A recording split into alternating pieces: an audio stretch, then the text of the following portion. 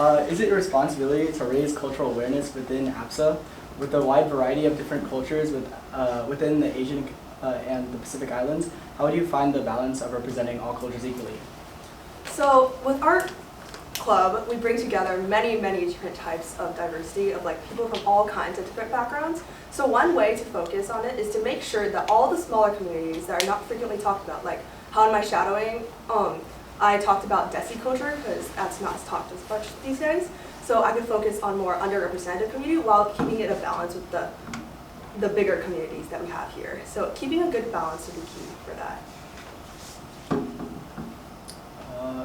Culture can be a sensitive topic depending on what is said and who hears it. If someone happens to find it offensive, even if you don't intend to make it so, how would you resolve the problem? So first off, I would listen to them and take in what they say because we are all students here. We're all constantly learning. We're not perfect. So I'm going to take in what I've done wrong and take constructive criticism to move on forward of how I could make it better. So I would also ask them, in which ways do you think I could redo this, and which ways would look better for moving forward. In addition, for the next GBM, I would also announce somewhat, maybe at the beginning of the GBM, that I made a mistake at the previous GBM, and I would like to correct that mistake for what's actually culturally appropriate. And then lastly, in your opinion, what is the difference between cultural appropriation versus cultural appreciation? And in addition, what is the difference between race and ethnicity? Sorry.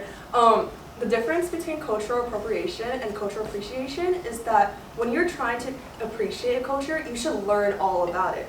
Such as, for example, I'm Chinese, so I'm going to use this as an example. If you want to wear the qipao, you should learn about the history. You should learn about when it's appropriate to wear, how to not appropriate the culture, don't make it any ways inappropriate. Okay, I'm just repeating words, but inappropriate in ways of sexualizing it, making it too short, altering it to a way that disconnects it from the culture. That is cultural appropriation. But cultural appreciation would be learning about the culture, trying it on, just being happy that you're learning about culture in a respectful way.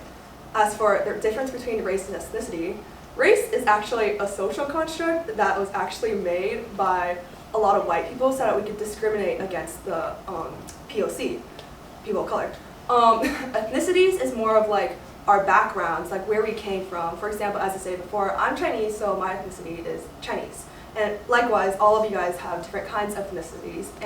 But race is just a color. That's just you could say yellow, brown, white, black. It encompasses a lot of different ethnicities and backgrounds. And at the same day, at the end of the day, race is still a social construct, so it's not typically a real thing. So it's just more of a way to discriminate each other.